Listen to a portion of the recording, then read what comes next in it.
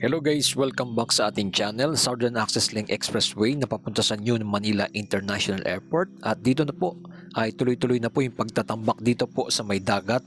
At dito po tayo nag-start mismo sa may Manila at dito po ang Southern Access Link Expressway na ginagawa na rin siya sa Manila. Nakikita nyo yung bundok na yan.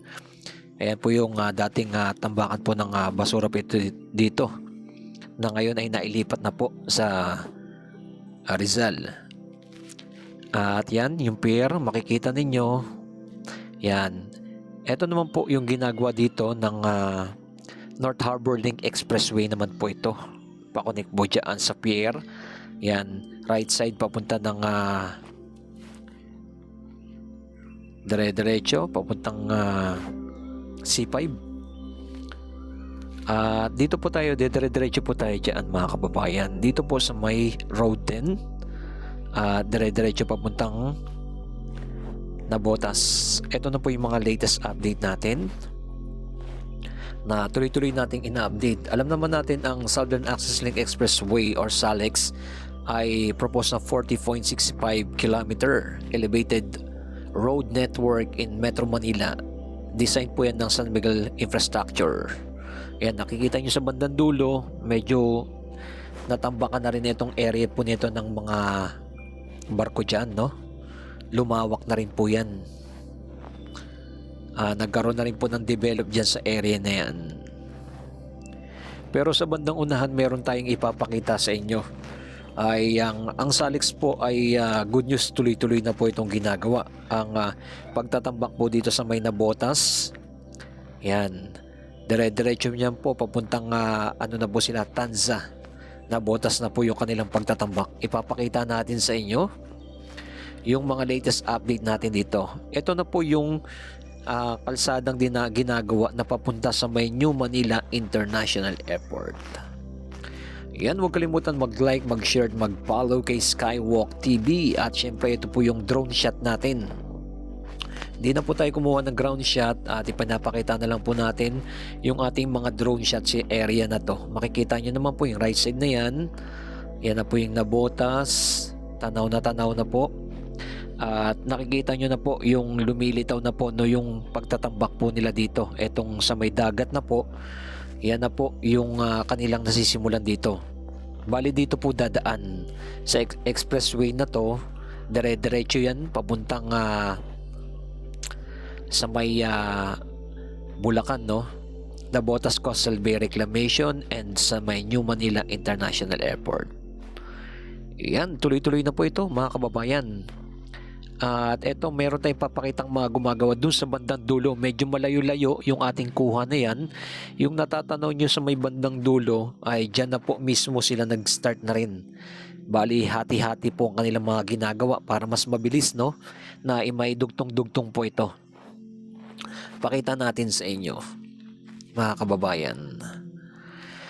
Ayan, kung nagustuhan niyo po yung ating update natin dito sa may Nabotas, Manila at papuntang Barangay Taliptip, Bulacan ay like and comment and share. Ito na po yung kanilang mga simulan dito. Ayan, no?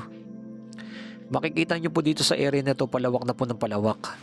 Baka nga po sa hinaharap itong bakanting lote dito, no, na dagat na to ay sa mga hinaharap ay magkaroon na dyan ng mga project, no. Hindi po malabong mangyari dahil ito po kasi dire-diretso yan. Bali itong area ng right side natin ay sasarahan na nila yan dahil dito nga po sa ginagawang yan Southern Access Link Expressway. Ito na po siya mga kababayan. Ayan, no. Medyo lumalawak na po yung kanilang pagtatambak po dito ng mga lupa, no? At ng mga buhangin. Ayan, di lang po natin alam kung saan sila kumukuha ng mga lupa, pero mapapakita natin tayo doon. Meron mga sakay pa ng mga barko pa po yan, ha?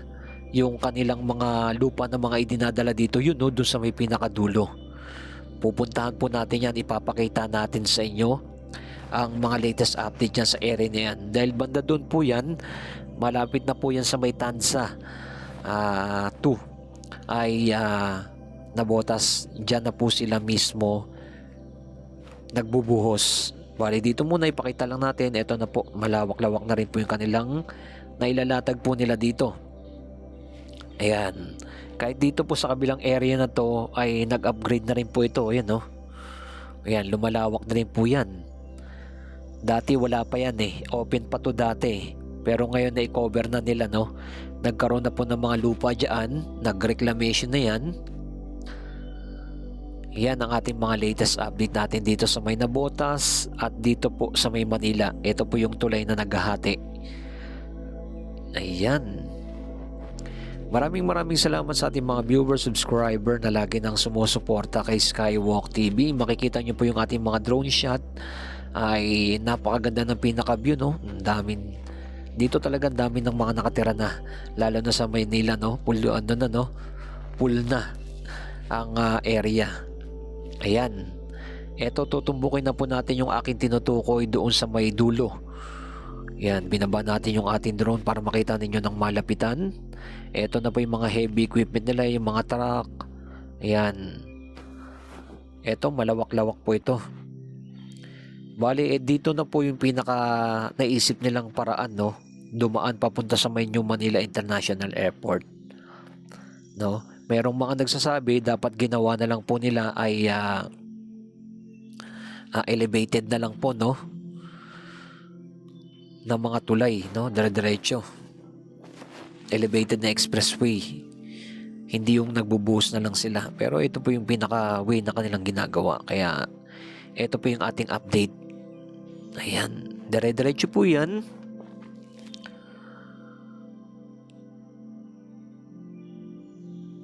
Ayan, makikita nyo sa bandang dulo, medyo lumalabo lang siya no, dahil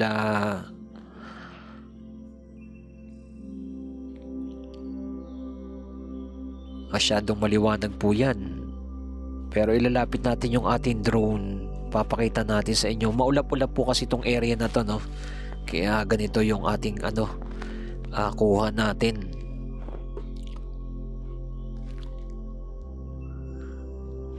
Ayan, pakita natin kung hanggang saan na po yung kanilang mga ginagawa dito at yung mga natatambak na. Papakita natin sa inyo. Isa sa napakalaking project na po ay tuloy-tuloy na pong ginagawa, ang Southern Access Link Expressway. Ayan, nakita po kasi natin ay kahit ngayong araw ay may mga gumagawa pa rin po dito no. Tayo kauna-una nakapagpaano dito no, palipad ng drone. Medyo malayo-layo lang po ito, pero umabot po yung ating drone natin. Mapakita natin sa inyo ng malapitan yung kanilang ginagawa dito. Yan no, kita nyo na maulap-ulap po. Eto na po yung kanilang mga natatambak.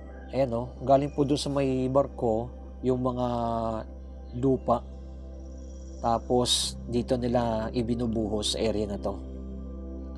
Ayan, at nakita nyo no, unti-unti na pong nila natatambakan na tong area na to. Katapat po na yan ng Tanza 2 na po sa to, itong area na to. Yan no, nandyan yung mga bako nila, at makikita niyan ganito na po yung way na kanilang ginagawa. Para siyang sa may Cavitex no, ganito po yung kanilang ginawa. Ayan, tuloy-tuloy na po ito mga kababayan, at tuloy-tuloy rin i-update po ang ibabigyan kayo ng mga impormasyon at mga latest na kanilang mga ginagawa dito po sa may Navotas po mga kababayan. At ito naman po ang New Manila International Airport. Ipakita rin po natin yung kalsadang ginagawa rin po dito na magduduktong doon mismo sa may airport. Ayan no, etong area po na to ay dire-diretso po yan. Pakita na rin po natin sa inyo mga kababayan. Yan, dire-diretso na to. At natatanaw nyo na po sa may pinakadulo yung New Manila International Airport. Pakita po natin kung ano na po ba yung kalagayan nila dito. Ito po yung umaabot na 2,500 hectares mga kababayan. At syempre tuloy-tuloy po rin natin itong ina-update, ang New Manila International Airport. Ayan no, banda dyan sa munahan ay Tuloy-tuloy na pagtatambakan yan. Pag tinumbok mo yan dire-diretso, ay papunta na po yan dyan sa may Bulacan International Airport or New Manila International Airport. Yan ang ating latest update natin. Makikita po ninyo, no, itong area to ay tuyo na po talaga, no. Matagal na po yung pagtatambak nila dito. At napakalawak na po, mga kababayan. Ayan, ang napakaganda. Ang good news kasi ito ay umaabot ng 35 million passenger capacity, no? Pag natapos po ang New Manila International Airport. Grabe, no? Ang plano po nila dito ay magkakaroon ng 4 na runway, no? Yun po ang pinaka target po nila dito. Dahil ito 2,500 hectares na ating ipinapakita sa inyo. At i-connect sa mga hinaharap ang MRT-7 na isa rin nating ina-update na magpa-partial operation na. Yan, tuloy-tuloy na po ang kanilang ginagawa dito. Pero dito wala po tayong nakitang gumagawa dito sa may New Manila International Airport. At syempre napakalaki na magiging pagbabago dito sa may Barangay Taliptip, Bulacan. Pag natapos na po ito, dating binabahang lugar ay ngayon ay napakalaking develop na mangyayari. Yan ang ating aabangan sa mga hinaharap. At syempre ipapakita natin yung magiging progress po nito ng Barangay Taliptip, Bulacan. Like and comment and share kung ano masabi niyo po dito sa ating pinaliparan ng drone at sa mga area ng mga nakatira dito. Okay, maraming salamat sa ating mga viewers, subscriber na lagi nang sumusuporta sa ating channel. Yan, medyo mahaba-haba pa po, no? At yung bridge na ginagawa sa may dulo ay tuloy-tuloy na po. Natapos na po nila yung left side. Bali yung right side naman po ang kanilang ginagawa dyan. Yang ating mga latest update natin. Ayan, salamat sa ating mga viewers, subscriber, lalong-lalo na sa ating mga OFW na lagi nang sumusuporta kay Skywalk TV. Maraming salamat sa inyong lahat dyan and mabuhay po. Siyempre ang ating bansang Pilipinas. Ito po muli ang inyong lingkod, Skywalk TV. Napakalawak po ng mga palaisdaan po dito na ating ipinapakita. Yan po ang latest update natin. Salamat sa inyong lahat dyan and keep safe palagi and God bless po sa ating lahat. Like and comment and share.